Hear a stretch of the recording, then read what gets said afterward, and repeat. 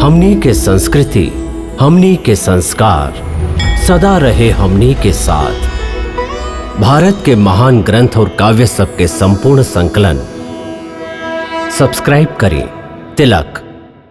श्री कृष्ण यदुवंश में और अर्जुन पांडु के कुल में कुंती के गर्भ से पैदा भइलन। एकर पुष्टि स्वयं कृष्ण गीता के चौथा अध्याय के 5वां श्लोक में कैले हैं। बहूनि मे व्यतीतानि जन्मानि तव च अर्जुन तान्यहं वेद सर्वाणि न त्वं वेत्थ परंतप। हे अर्जुन, हमार और तुहार कई जन्म ए धरती से पहले बीत चुकल हा। हमके उ सब के ज्ञान हा, बाकी तोहके ओकर स्मरण नहीं खे। श्री कृष्ण मथुरा छोड़ के द्वारिकापुरी बसा लेनी।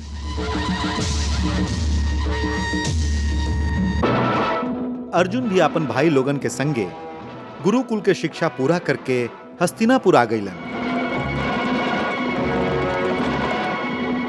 हस्तिनापुर अइला के बाद भी अर्जुन आपन धनुर्विद्या के अभ्यास में हमेशा खोवल रहत रहन। शायद उनकर मन के गहराई में ई आभास छिपल रहे कि आवे वाला समय में उनका कौनो महान युद्ध करे के पड़ी। यही समय श्री कृष्ण बलराम के बतैले रही कि पांडवन पर एगो भीषण संकट आवे वाला हा। और हमरा एगो आवे वाला अग्निकांड दिखाई दे रहल बा। का एगो और अग्निकांड से गुजरे के होई? हम लोगन के ना, फिर हम लोगन के साथी के अर्जुन? हाँ, अर्जुन जल्दी अपन भाई लोगन के साथे एगो भीषण अग्निकांड से गुजरे वाला बाड़न।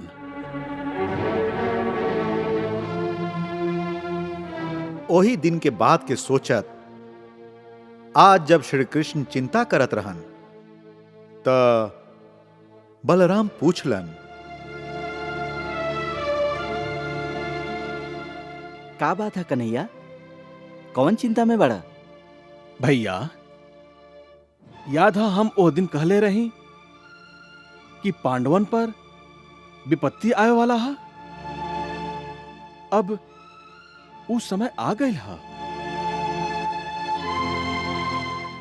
मतलब जे दिन धृतराष्ट्र पितामह भीष्म के दबाव में आके युधिष्ठिर के युवराज घोषित करे के निर्णय कैलन, वही दिन शकुनी उनकर मुंह पर साफ साफ कह दिले रहन, हम आपके चरणन के सौगंध खा के कहा था कि यदि कोनो कारण से आप युधिष्ठिर के हस्तिनापुर के युवराज घोषित कैली तो हम गांधार कुमार शकुनी राजनीति के वो आखिरी चाल खेल जाए।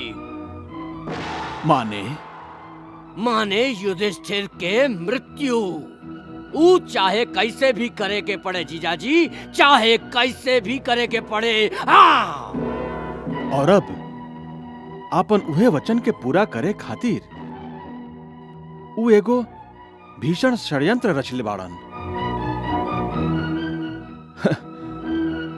और एह डर से कि पांडवन के हत्या पर प्रजा विद्रोह ना करे, ऊ आपन सहायता खातिर एगो गुप्तचर के जरासंध के पास भेज दिलन। सम्राट, आप जान के बहुत खुश होकर बहुत सुखद समाचार आइल है। सम्राट, बहुत सुखद समाचार आइल है। अब का सुखद समाचार हो सकेला महाराज शल्य? श्री कृष्ण जीवित बाड़न। ई सूचना त देश के राजनीतिक चित्र ही बदल देले बा। ओह पर हस्तिनापुर में युधिष्ठिर के युवराज बन जाए से ये स्थिति और भी गंभीर हो गई है। ई त चिंताजनक अवस्था है महाराज शल्य। चिंताजनक त है, बाकी एगो सुखद सूचना ई भी है कि जल्दी ए परिस्थिति में सुधार होके के आशा बा। ऊ कैसे महाराज शल्य?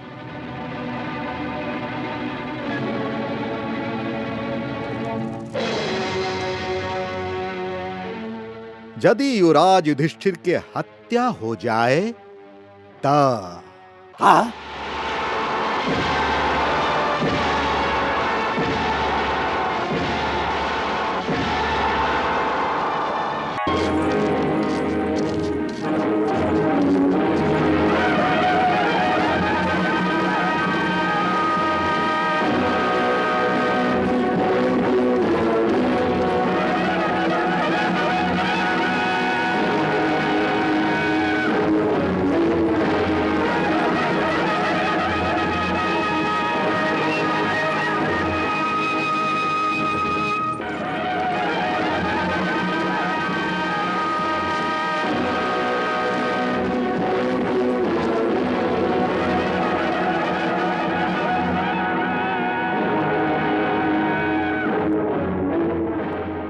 आवा राजकुमार दुर्योधन, आवा, तुहार स्वागत है।